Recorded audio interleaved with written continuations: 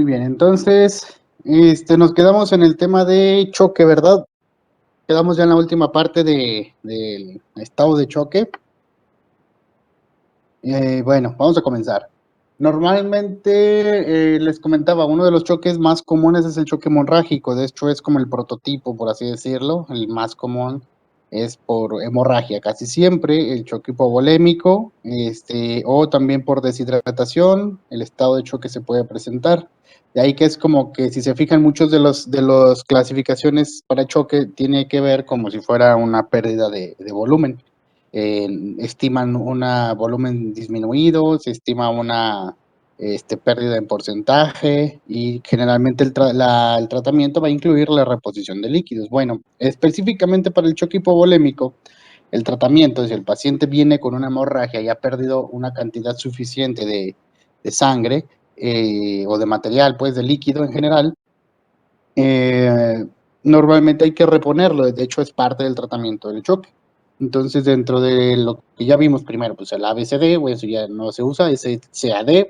Después de que restablecemos todo eso, que el paciente ya llega a urgencias y tenemos todas las medidas adecuadas, al paciente hay que canalizarlo. Entonces, 2 vías periféricas de preferencia y con eso ya podemos administrarle medicamentos, soluciones y todo lo necesario. Después de eso, las soluciones sería restituir cada centímetro cúbico de pérdida estimada por 3 centímetros cúbicos de solución.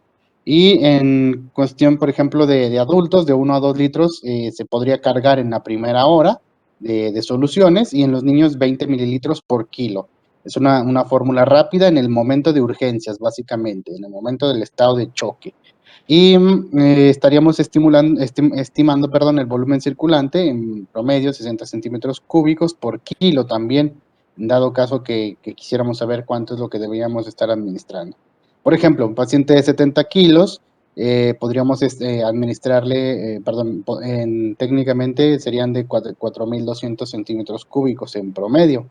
Y una persona de 45 kilos, 2.800 centímetros cúbicos en promedio, lo que le podríamos estar administrando, de los cuales 1 a 2 litros en la primera hora y los siguientes en las siguientes 24 horas prácticamente. El paciente no es como que lo canalizamos, le ponemos soluciones y listo, ya váyase, porque el paciente viene generalmente por una pérdida importante y a veces se tiene que quedar para resolver el problema, ¿verdad? Lo ideal, como les comentaba, pues es la transfusión de hemoderivados. El paciente trae alguna pérdida sanguínea por un navajazo, una herida, un accidente automovilístico, una herida de arma de fuego, etcétera, etcétera. Pues hay diferentes formas de perder sangre, ¿verdad? Pero en general la ideal es reponer sangre con sangre, como les había comentado. Por lo tanto, el paciente en cuanto llega, rápidamente hay que tomar muestras de sangre para mandar cruzar paquetes y poder tener hemoderivados para poder manejar soluciones con hemoderivados y restablecer la hemoglobina glucosilada a niveles óptimos. Lo ideal sería mantenerlos en más de 10 como valor óptimo, pero como meta inicial tendríamos que tener entre 7 y 9 gramos por decilitro de hemoglobina para poder considerar que el paciente está, digamos, fuera de peligro, por así decirlo, o con menos riesgo, pues. Una consideración a tomar, que la sangre que consideramos, le decimos la sangre dorada, que es el donador universal, es el RH el tipo de sangre ORH negativo, que es un eritrocito que técnicamente no tiene antígenos en su superficie, y por lo tanto no hay problema, no es tan reconocido como algo extraño por otras personas, otros tejidos, y puede ser fácilmente administrado a una gran cantidad de pacientes con el menor riesgo posible de rechazo. Entonces, el donante universal, así se llama, la sangre dorada. Hay muy pocos pacientes de este tipo de sangre y se les recomienda a los pacientes pues que donen porque es una sangre que es muy útil en cuando hay tipos de sangre raros. Ah, caray, se me fue mucho. Ahí. Bueno. El paciente, como les digo, pues no nomás es como que ya lo canalizamos, ya le pusimos soluciones, listo, no. O sea, aparte hay que estar monitorizando. Los tejidos, como les había comentado, se dañan lamentablemente en cuanto la sangre se empieza a disminuir, la circulación se empieza a generar una isquemia y una hipoxia. Se empiezan a acumular sustancias de desecho, por ejemplo, como lo dijeron sus compañeras, su compañera, factores de inflamación, interleucinas, factores de necrosis tumoral, entre otros tipos de mediadores de inflamación, que van a hacer que a la larga, si restablecemos la circulación, puedan aparecer otros efectos adversos del tratamiento, otros síntomas agregados, por ejemplo, daño al músculo cardíaco, daño al cerebro, daño neurológico, falla orgánica, daño al riñón, entre otras cosas. Por lo tanto, el paciente lo tenemos que tener bajo vigilancia con electrocardiograma continuo, estarle checando la presión para que estos factores de la inflamación no generen hipertensión o hipotensión. De preferencia, si fuera necesario, como lo dijo su compañera, estar midiendo la presión venosa central. Esto es un catéter del Swan-Ganz que normalmente llega hasta la aurícula derecha y que permite la medición de la presión venosa central, y de esta manera nosotros está regulando. Si estamos checando presión, es menos riesgoso, pues que pueda, más bien es más fácil que nosotros podamos detectar cuando el paciente está entrando en un estado de choque nuevamente, o una insuficiencia cardíaca derecha, entre otras cosas. Y también, pues, la sonda urinaria, si se acuerdan, alguien que me diga para qué pondríamos la sonda urinaria.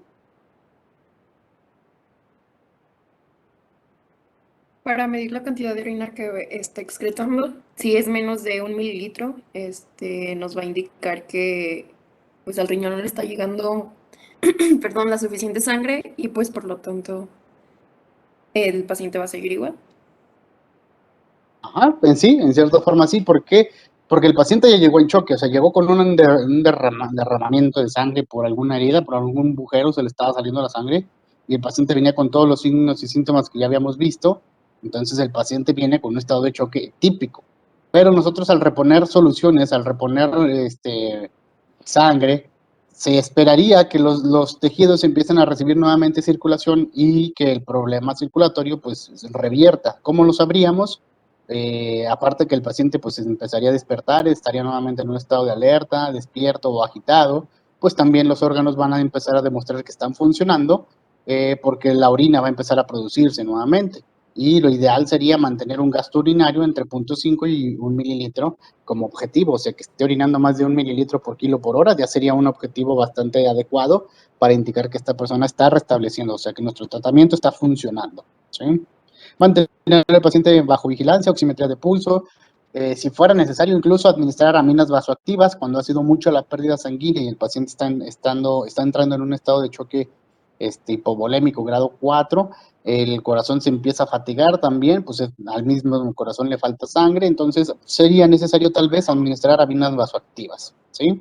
Y lo ideal sería mantener una presión arterial, como ya vimos, la presión arterial media más de 90 para salir del choque, pero para que podamos utilizar aminas vasoactivas, podríamos utilizarlo a partir de 65 a 70 milímetros de mercurio como tensión arterial media.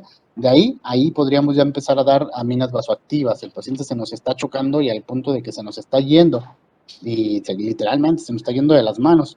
¿Cuáles aminas vasoactivas? Bueno, tenemos aminas que son simpático-miméticos, como dijeron sus compañeras. Su efecto directamente es estimular el receptor adrenérgico, principalmente alfa y beta adrenérgicos, generando un aumento en la contracción muscular del músculo cardíaco y una frecuencia cardíaca también un poquito más elevada, generando, pues ahora sí que un mayor gasto cardíaco. Tendríamos norapinefrina, o noradrenalina, que es lo mismo, dopamina, dobutamina, nitroglicerina, nitroprusiato, entre otros, que todos ellos son agonistas beta 1 adrenérgicos, menos la nitroglicerina ni el nitroprusiato, estos son estimulantes directos, y por estimulantes de la entrada de calcio. Si recordáramos un poquito, permiten la entrada de calcio más fácilmente y directamente van a activar estas otras, la adenilciclasa, aumentando la contractilidad miocárdica.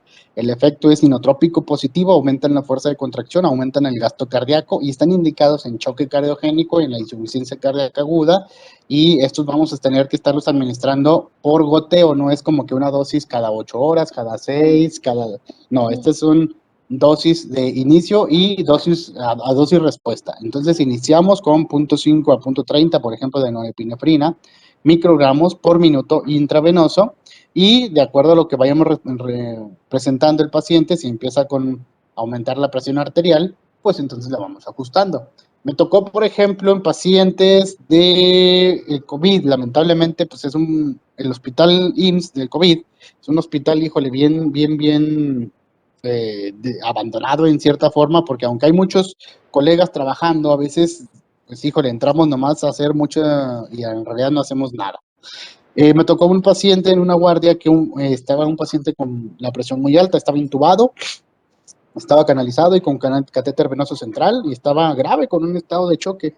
Tenía minas vasoactivas y me hablaba la enfermera porque tenía la presión alta, que ya desde hace 2 turnos tenía la presión alta, que le habían informado al médico y el médico dijo, sí, pues hay que aumentarle el furosemide, hay que bajarle la presión y le ponemos 1 gramo de metamizol para bajar rápidamente la presión. Sí, cómo no, con mucho gusto. Y como que bajaba la presión un poco, pero luego otra vez seguía subiendo. Entonces me hablaron a mí en el turno de la noche, que es cuando me tocó, que el paciente que sigue con la presión alta, ya le había dicho a sus compañeros y como que pues sí le dieron algún ajuste, pero sigue todavía con la presión alta, ¿ahora qué le pongo? Y ya dije, a ver, pues primero vamos a ver qué tiene, ¿no? Pues no voy a yo primero a cagarla en vez de ayudarle y le pongo un medicamento contraindicado y etcétera, etcétera, y vaya que luego a veces pasa. Entonces llegué, ya checamos al paciente y efectivamente el paciente previamente estaba entrando en estado de choque, de tal forma que le pusieron aminas vasoactivas. Las aminas son muy efectivas y rápidamente ayudaron a mejorar la frecuencia cardíaca, la fracción de eyección, el gasto cardíaco fue mejorado y con esto la presión empezó a subir. Lamentablemente los médicos anteriores a mí, no es porque yo sea muy fregón, pero no se fijaron, oye, a lo mejor eran muy buenos y todo, pero nunca se fijaron qué medicamento tenía. Y entonces lo único que hice yo, en vez de aumentarle el medicamento para que la presión bajara, pues le quité las aminas. Dije, oiga, pero es que si estaba en estado de choque y ahorita ya salió del estado de choque, hay que quitarle las aminas. Y eso es algo que también se les olvidó a las enfermeras, que tienen que estar vigilando prácticamente cada 15 minutos, cada media hora o máximo cada hora, si estas aminas vasoactivas están generando efecto adecuado. Si hay que subir la dosis, hay que bajarla o incluso hay que retirarlos. Entonces, estos medicamentos se administran IV y los tenemos que estar vigilando cada 15 minutos, cada media hora.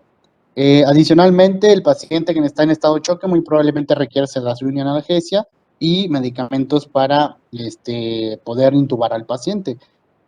Medicamentos que puedan noquearlo, que puedan relajar al músculo y que puedan permitirnos la intubación, serían tal vez muy necesarios. Estos medicamentos los veremos nuevamente en el siguiente parcial, como medicamentos de sedación, de analgesia. Si bien no es un medicamento que ustedes van a manejar comúnmente, a menos de que estén atendiendo pacientes en área COVID o pacientes hospitalizados en terapia intensiva o pacientes en área de choque, son pacientes más bien como graves y urgentes. Por lo común, el médico integral, pues en la consulta no es como que esté intubando a todos los pacientes. Bueno, no en el buen sentido. Entonces, no sé qué. Pero ese era un tema que veremos más adelante, pero normalmente se utilizan medicamentos para relajar al músculo, que permita que las cuerdas vocales estén relajadas y los músculos del cuello y que permitan colocar el tubo endotraqueal. Bueno, yo nomás digo, o sea, yo no sé, pero así dicen luego que pasa las cosas en el hospital. ¿Yo qué quieres que haga? Así pasa, pues la verdad, a mí nunca me había tocado, nunca lo he hecho ni lo volvería a hacer, pero así pasa. Por eso el doctor sí me es tan aclamado, exactamente. Sí, no, el de la botarga ya anda bien cansado, pero no por andar en la botarga. Chale. Ay, Dios. Bueno, entonces ese sería el tratamiento para el paciente con choque hipovolémico. Canalizarlo, ponerle soluciones cristaloides principalmente, y ya cuando tengamos disponibles sangre directamente, y estar vigilando al paciente, estabilizarlo prácticamente. ¿Por qué? Porque si lo que le pasó fue que perdió sangre, pues reponer sangre. Si está deshidratado, igual reponer soluciones. Si viene por hemorragia, de tubo digestivo, etcétera, todo es soluciones. El choque neurogénico es diferente. El choque neurogénico no hay en una hemorragia, la cantidad de sangre sigue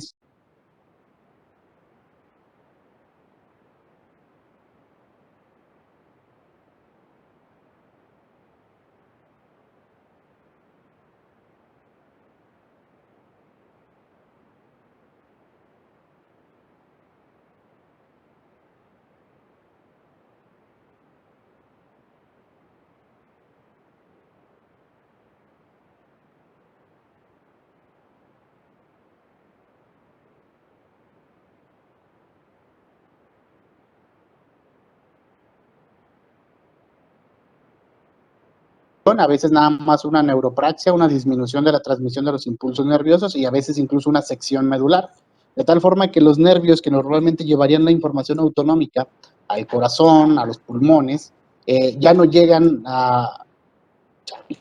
No me escucho, a ver, vamos a ver, cambiamos de acá. No, ahorita, bueno, ahorita ya se escucha, pero sí se dejó de escuchar como, ¿qué será? ¿30 minutos? Ah, no se crea, como 2 minutos, 1 minuto. Bueno, ahorita no sé si está hablando, pero no se escucha.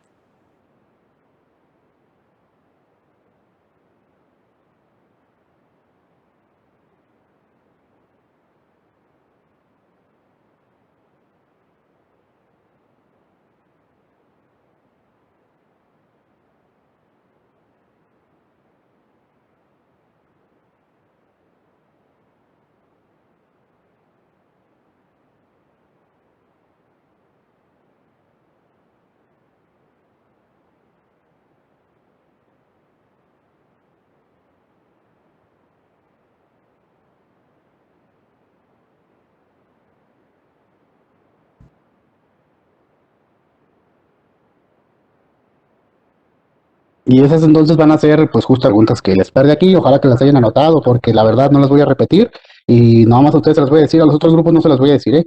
Entonces anótenlas porque es información importante, eso sí va a venir en el examen, ¿eh? Ya, o sea, ya más regalado no se los puedo dar. Profe. Muy bien. No, ¿qué pasó? Aguante. No se escuchaba nada. No, pues yo se les dije, ya no lo repito, no, ya estuvo bueno, ya se les dije, o sea, 15 preguntas no les puedo decir, ya, con eso, ya. Y esas sí van a venir en el examen, así que...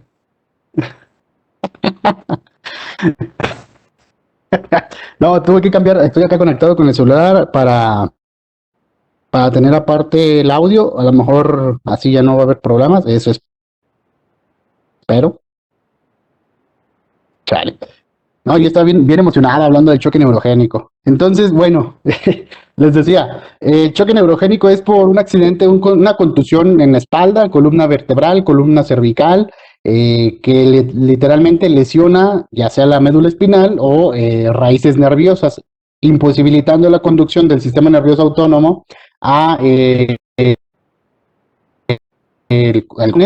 y bloqueando el automatismo de la respiración y de la frecuencia cardíaca y del gasto cardíaco. Entonces, el paciente tiene la misma cantidad de sangre, no está deshidratado, no hay ningún problema con su corazón, sus arterias, nada, o sea, la sangre no tiene ningún problema, ni en cantidad ni nada, simplemente que el corazón empieza a latir cada vez más lento, las arterias se relajan porque ya no hay estimulación simpática y generan una vasodilatación y esto hace que la presión baje de manera drástica y súbita y el paciente puede estar en un estado de choque, pero el choque neurogénico, ese es el problema. Comúnmente les pasa a pacientes que tuvieron una contusión, una lesión medular, un accidente automovilístico, caídas de una altura mayor a 3 metros, que andaban en andamios, en el segundo piso,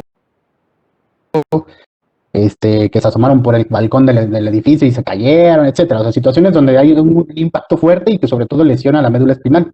Entonces, ahí el paciente puede estar entrando en taquicardia, pero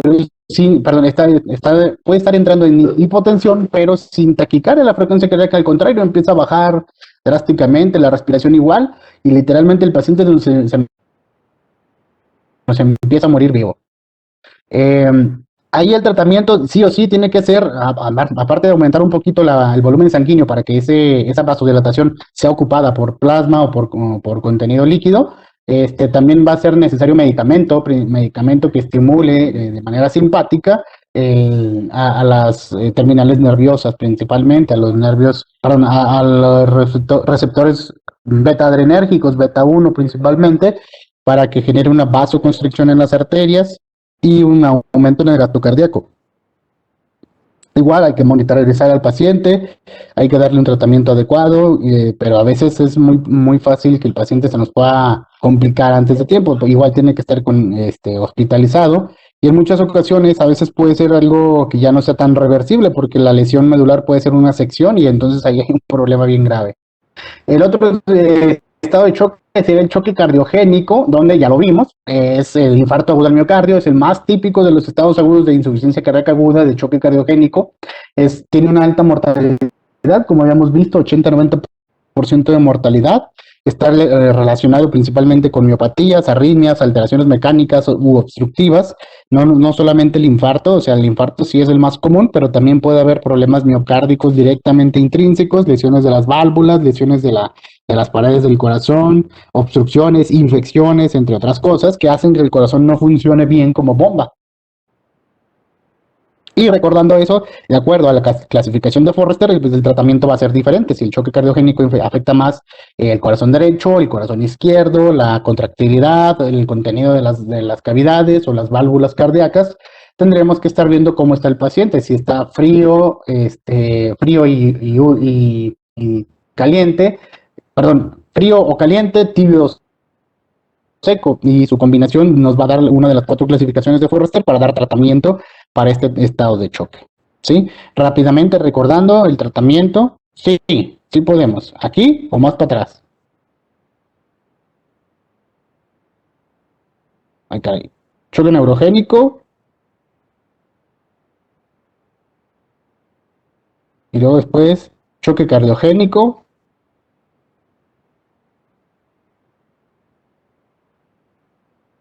Esa, muy bien.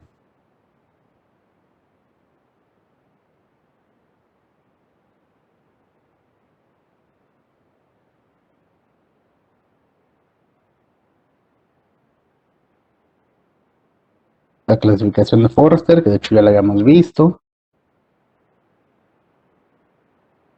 El tratamiento, como habíamos dicho, pues es mona prácticamente, morfina, oxígeno, nitratos y aspirina. El oxígeno que nos va a ayudar a disminuir la disnea, va a disminuir la desaturación, va a disminuir la insuficiencia cardíaca. La morfina para tratar el control del dolor, que sería principalmente derivados morfínicos, evitar los AINE, como ya vimos, tienen riesgo trombogénico, de tal forma que el paciente podría más bien reinfartarse o incluso morirse con AINE. El control de la presión arterial, nitroglicerina principalmente, o beta bloqueantes para evitar también la arritmia, y si fuera necesario, atropina si fuera necesario, pero si no, los beta bloqueantes ya funcionan bien como antiarrítmicos, y la antiagregación plaquetaria. Si recuerdan, 300 miligramos cargados primero de ácido acetilsalicílico, luego de 75 hasta 100 de por vida, y clopidogrel igual, 300 miligramos cargados primero y luego después 75 cada 24, y eso va a ser el primer año, dependiendo del infarto que sea, el tipo de síndrome coronario, beta bloqueantes o nitroglicerina, y aquí estarían contraindicados también los calcio antagonistas, ARA2 y ECA para controlar la presión, anticoagulación si fuera necesario, dependiendo del tiempo de evolución. Recordemos que el tratamiento es principalmente cateterismo cardíaco como primera elección. El gold estándar es meter al paciente a cateterismo en menos de 90 minutos desde que llega a la consulta, o hasta 2 horas máximo si lo tuviéramos que trasladar a otra unidad que tenga esta posibilidad. Y si no hay esta posibilidad, se puede utilizar tratamiento con revascularización por medio de fibrinolíticos, pero eso realmente ya es ahorita más, fallan más. Lamentablemente es más fácil que el paciente pueda desangrarse y que el tratamiento fibrinolítico no sea efectivo, y por el mismo riesgo pues preferimos mejor trasladarlo. Como les dije, aquí en Aguascalientes pues vaya, no hay ninguna unidad que esté tan lejos que no alcancemos a mandarlo a tiempo al paciente a atención en el área adecuada. Otro estado de choque cardiogénico es el tamponade cardíaco. ¿Qué pasa? Pues bueno, normalmente es un derrame pericárdico, generalmente por problemas neoplásicos o por problemas de falla de proteínas, cuando hay insuficiencia, por ejemplo, insuficiencia hepática, las proteínas en la circulación empiezan a fallar, y una concentración baja de proteínas puede hacer que se extravase líquido fuera de la circulación, y uno de los lugares donde le encanta llegar el líquido es al área pericárdica, una infección también, y eso nos va a generar por fuera del corazón. Literalmente es una camisa de fuerza envolviendo al corazón.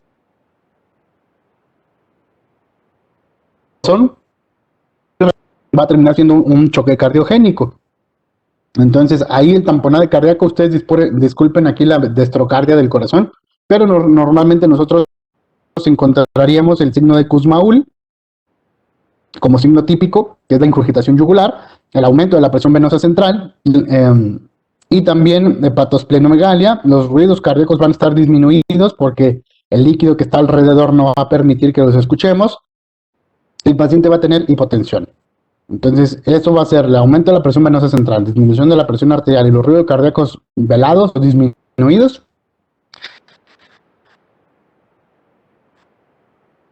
Ahí tenemos esta se considera la tríada de Beck. Y el signo de Kussmaul es la ingurgitación yugular, o sea, que en el cuello se encuentran las venas yugulares aumentadas de volumen porque la sangre se está quedando estancada hacia atrás. Cuando hay líquido alrededor del corazón envolviéndolo como una camisa de fuerza, el tratamiento es drenarlo, sacar ese líquido por medio de una aguja. Drenaje urgente y se llama el procedimiento pericardiocentesis, que es meter directamente una aguja, logrando que lleguemos a una parte del área del corazón, en la base y punta, donde no lo lesionemos, pero que podamos sacar ese líquido. Es un procedimiento un poquito riesgoso y tiene que estar bien indicado y bien realizado ahora sí que por médicos especialistas, que podría ser el urgenciólogo de terapia intensiva, quien lo va a realizar. Esta aguja va conectada a un electrodo que va a estar midiendo. Cuando la aguja llega a tocar al corazón, la eléctrica del corazón va a ser transmitida hacia la aguja y nosotros vamos a detectar que ya llegamos al corazón. Entonces, esta aguja ingresa por la parte anterior del tórax, debajo del gifoides y hasta la base del corazón, básicamente. Sacamos el líquido y seguimos manteniendo al paciente en observación. Otro estado de choque sería el choque distributivo, donde igual hay un proceso, igual no hay una pérdida de sangre, no hay disminución del volumen, el corazón no tiene ningún problema técnicamente, las venas y las arterias tampoco tienen ningún problema, pero aquí no son los nervios simpáticos los que van a estar fallando como en la transducción, sino que hay un agente externo, por ejemplo una infección, mediadores de inflamación externos como sepsis, pancreatitis, quemaduras, un choque anafiláctico por una picadura de un agente venenoso o un tóxico, igual veneno de insectos, veneno de abejas, una reacción alérgica anafiláctica o también aquí podría entrar el choque neurológico, neurogénico. Bueno, el estado de choque de esta manera pues se tiene que restablecer y el más, como habíamos visto de estos, el choque séptico es el más frecuente. Son 500,000 casos de sepsis principalmente en Estados Unidos y de estos 100,000 lamentablemente van a ser defunciones, o sea que tienen una mortalidad pues, realmente alta, a veces hasta del 40 al 70%. Son más frecuentes infecciones bacterianas del tórax, del signo del torrente sanguíneo. Tiene que tener datos de respuesta inflamatoria sistémica más la sospecha de la infección y los datos de respuesta inflamatoria sistémica serían la septicemia grave cuando responde a la administración de líquidos o el choque séptico cuando se requiere de vasopresores. ¿Sí? Recordando, síndrome de respuesta inflamatoria sistémica sería hipertermia o hipotermia, frecuencia cardíaca más de 90 latidos por minuto, prácticamente en más de 100 ya es taquicardia, frecuencia cardíaca más de 20 latidos por minuto o taquipnea, la presión arterial, la presión del CO2 más de 32 milímetros de mercurio, lo cual nos indica que los pulmones no están funcionando en el intercambio gaseoso, y leucocitosis o leucocitopenia, o sea, menos de 4,000 leucocitos o más de 12,000 leucocitos, estamos hablando de un desbalance. Lo normal es entre 4 y 10,000 es lo normal de leucocitos. Cuando esos están disminuyendo a 2,000, 2,500, estamos hablando de que son menos de lo normal, puede significar que se están muriendo porque están en guerra directamente con una infección, con una bacteria, un virus que los está consumiendo y la población baja de manera opuesta a esta infección. El sistema inmunológico produce una gran cantidad de células de defensa, por eso puede haber leucocitosis, más de 12,000. De estos también podríamos ver que hay más del 10% de bandas. ¿Quién sabe qué son las bandas?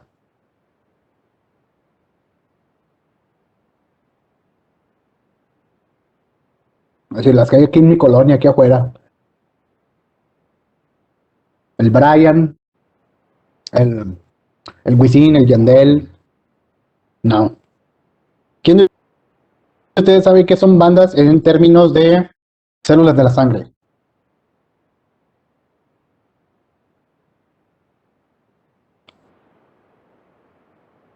Neutrófilos, no. También se conocen a los neutrófilos como segmentados o polimorfonucleares, pero no son bandas.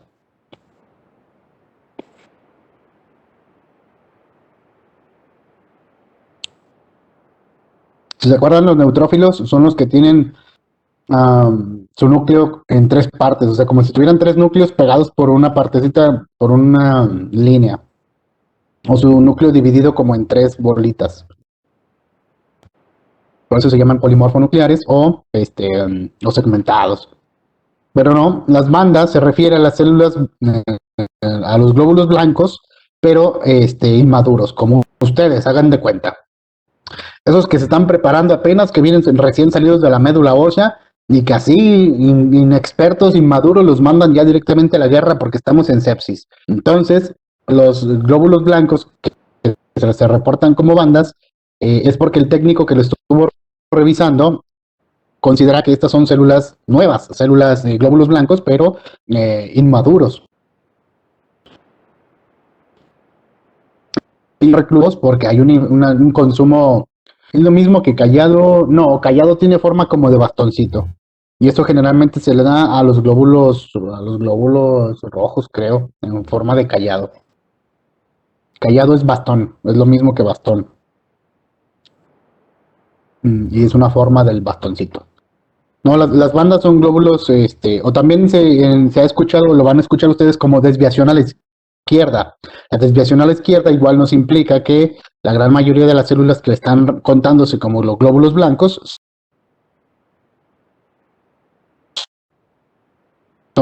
guerra en el sistema, en la respuesta inflamatoria sistémica, va a ser una gran producción de glóbulos nuevos, por tal vamos a reportarlo así, o lo van a reportar así en el laboratorio. Y en la sepsis, pues ya cuando tenemos un sitio de infección, lo mismo, pero con un sitio de infección identificado. Ya identificamos dónde está la bacteria, ya la encontramos por cultivo, ya la encontramos por algún medio donde específicamente ya la vimos y sabemos que es una infección de vías urinarias, una neumonía, una meningitis, una infección del sistema gastrointestinal, etcétera.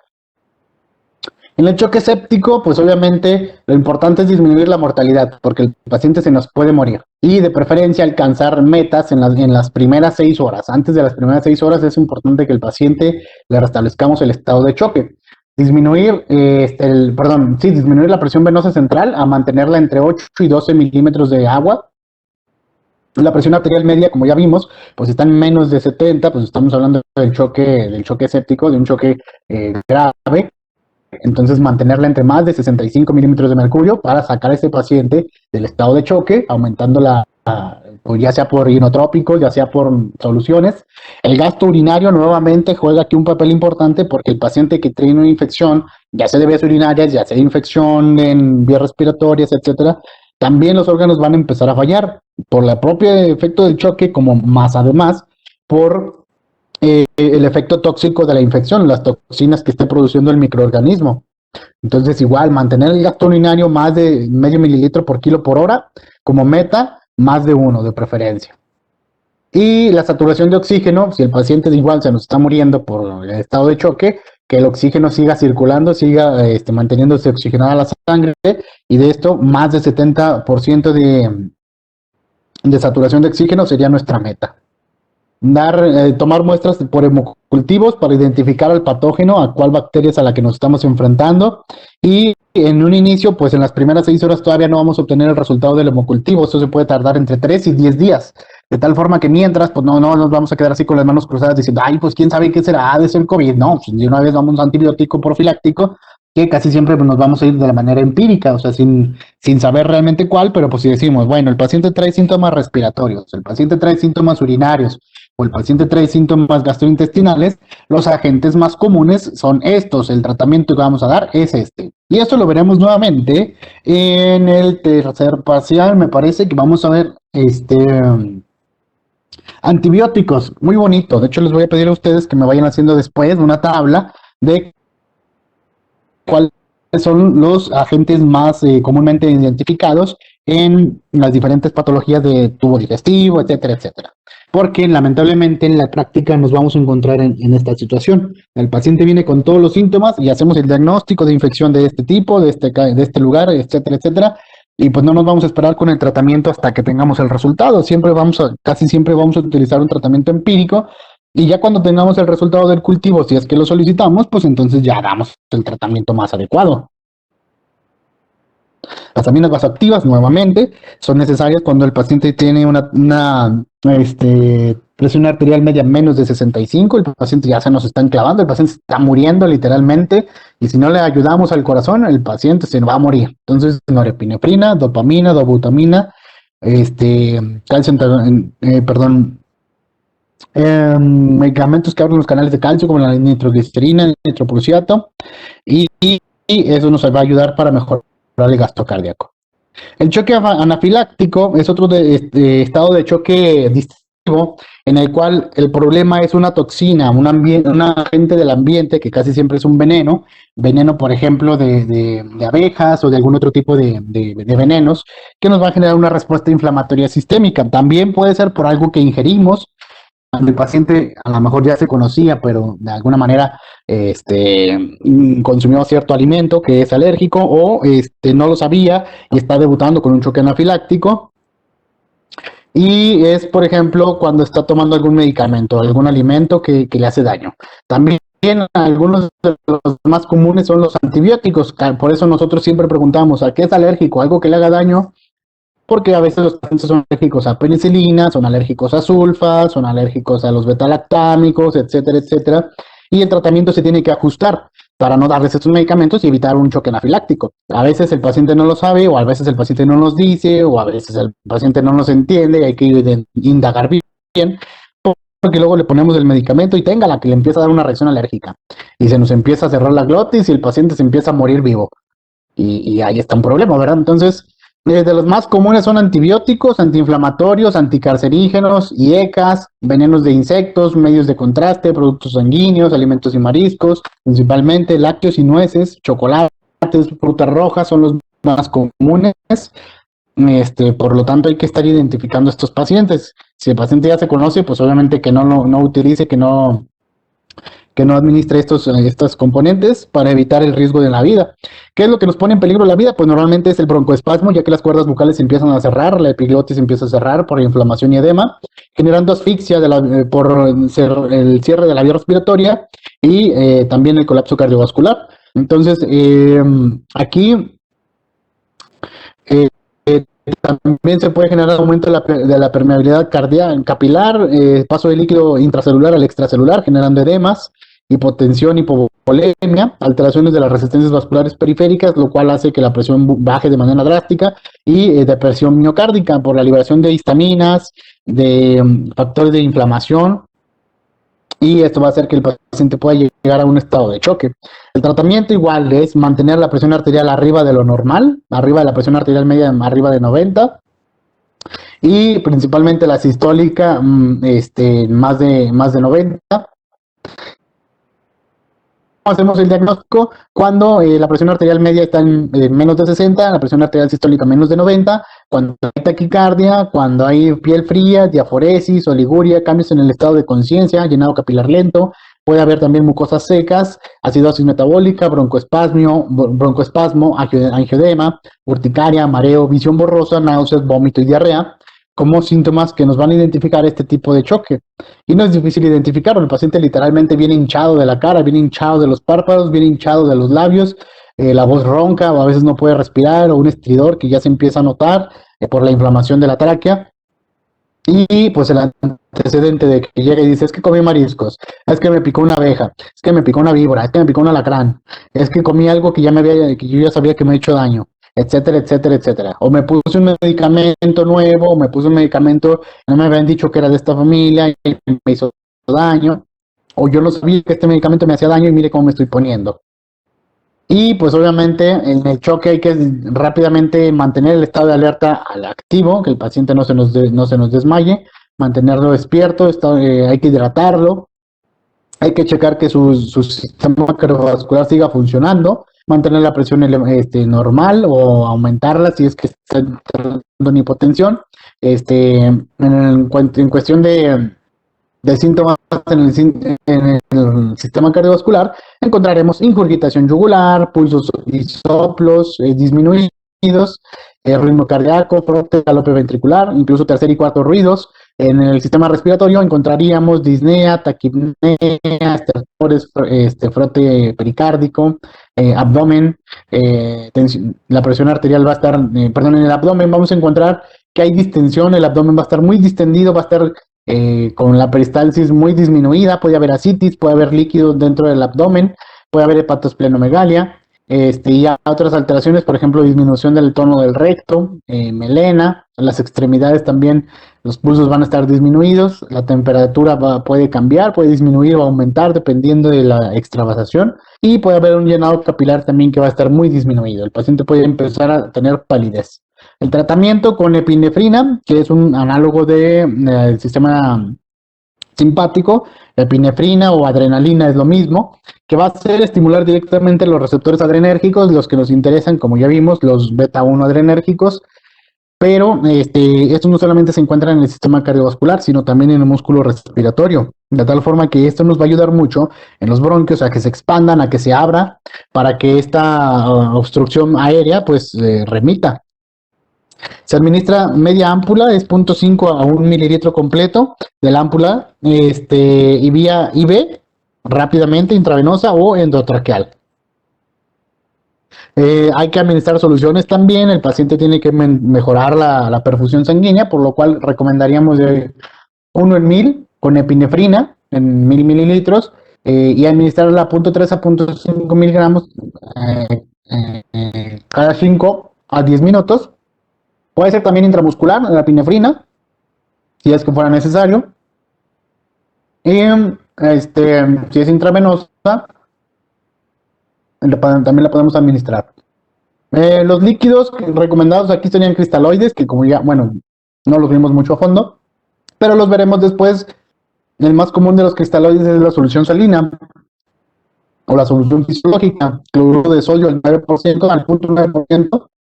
Es el cristaloide más común que en cualquier unidad van a encontrar, hasta similares los venden. Entonces no hay como que, ay, no, ¿de dónde vamos a conseguir eso? Venden hasta en la farmacia de la esquina, literalmente.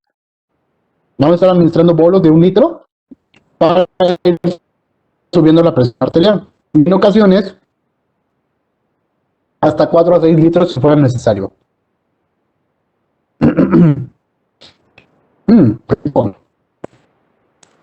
Otros medicamentos que vamos a utilizar en el choque anafiláctico serían antihistamínicos, como por ejemplo la difenhidramina, la cimetidina, que directamente bloquean el receptor H2 de histamina, bloqueando la reacción anafiláctica, porque la reacción anafiláctica es una reacción de hipersensibilidad mediada por la histamina, que se libera de las mastocitos o células cebadas y que va a actuar en contacto con bronquios, con músculo cardíaco, músculo liso vascular, generando todos los estragos que acabamos de mencionar.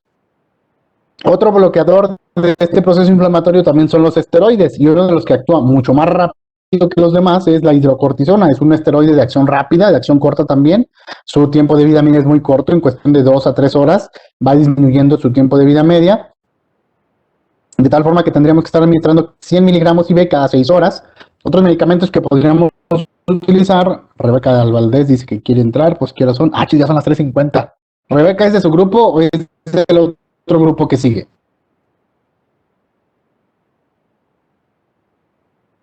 No, yo creo que Para dejar de entrar. Okay. Entonces que se espere ahorita. Empieza a las 4, Rebeca, no manches. Chale. Bueno.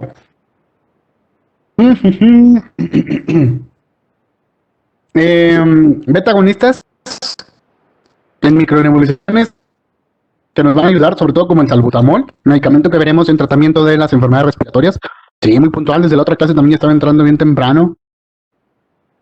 Entonces, beta agonistas de acción corta, principalmente el salbutamol, salmeterol, también puede ayudarnos a generar una vasodilatación y ayudar a que la persona no se nos ahogue. Y si fuera necesario, también vasopresores, nuevamente epinefrina, norepinefrina, dobutamina, que nos van a ayudar a que el músculo cardíaco genere mayor contracción, si fuera necesario. Y ese sería el último de los choques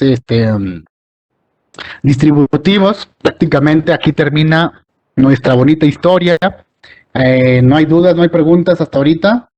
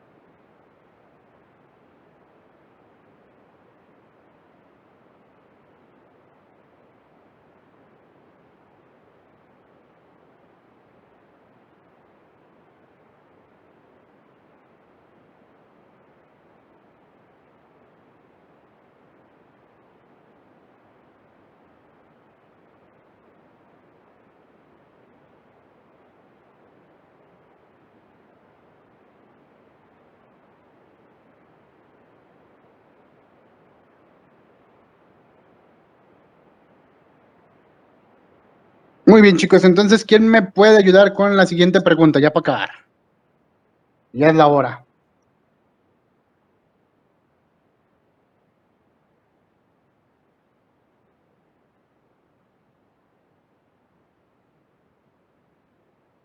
Carmina, ¿está por ahí?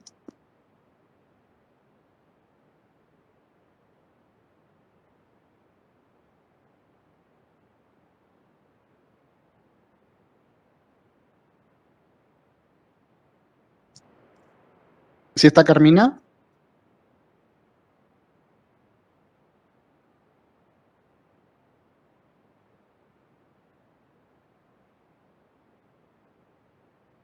¿No está?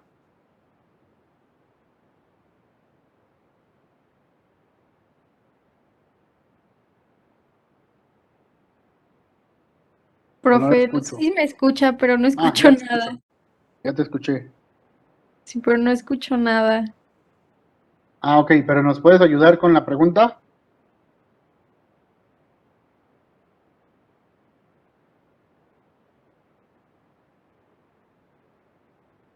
¿Que la lea? ¿La pregunta?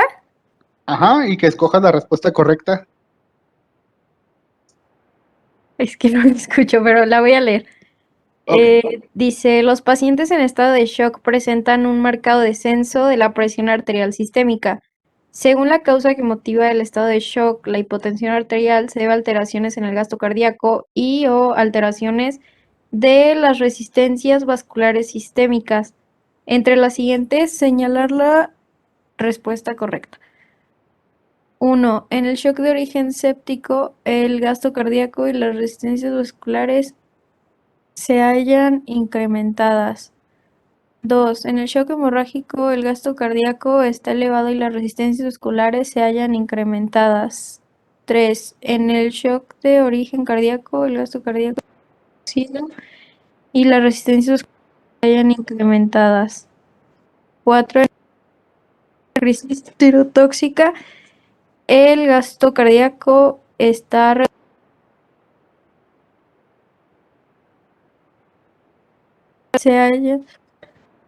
se hallan incrementadas. A ver, pienso. Igual mientras los demás vayan checando y vayan escogiendo también su respuesta, a ver cuál les parece.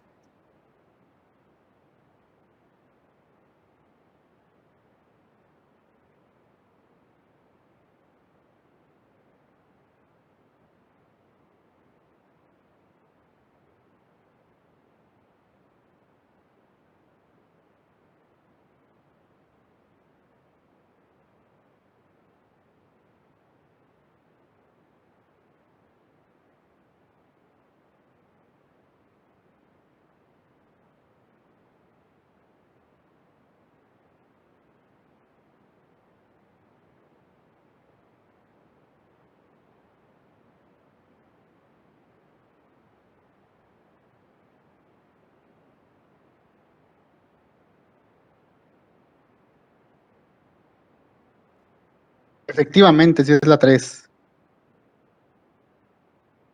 En el choque de origen cardíaco, choque cardiogénico, el gasto cardíaco es el que está disminuido porque el corazón no está funcionando. Y las resistencias vasculares periféricas son las que se están incrementando porque tratan de compensar, las arterias y las venas se contraen para tratar de compensar este choque. Y sí, efectivamente. Bueno, era una pregunta nada más sencillita. Yo creo que para la siguiente semana voy a dejar más preguntas, tratando de repasar los temas, porque pues ya el examen ya se viene, con todo, señores, con todo, señoritas. Entonces, el examen, según esto, ya me estaban diciendo hoy el coordinador que efectivamente, según esto, ya las clases van a empezar en presencial el lunes. Ojalá. Y que y que ya luego vamos a empezar también el examen presencial el sábado, perdón. Qué bonito, ¿verdad? Qué bonito. Muy bien. Este fue el tema de estado de choque. Nos vemos en la siguiente clase el sábado para ver disautonomía. Y ocupo quien me diga, quién me puede ayudar con los temas, si quieren ya me lo ponen ahí en el WhatsApp, de alteraciones neurológicas, de que sigue disautonomía, y luego después los temas de neurología. Si quieres, ahorita se los pongo en el grupo de WhatsApp y me dicen quién nos quiere ayudar a exponer, ¿va?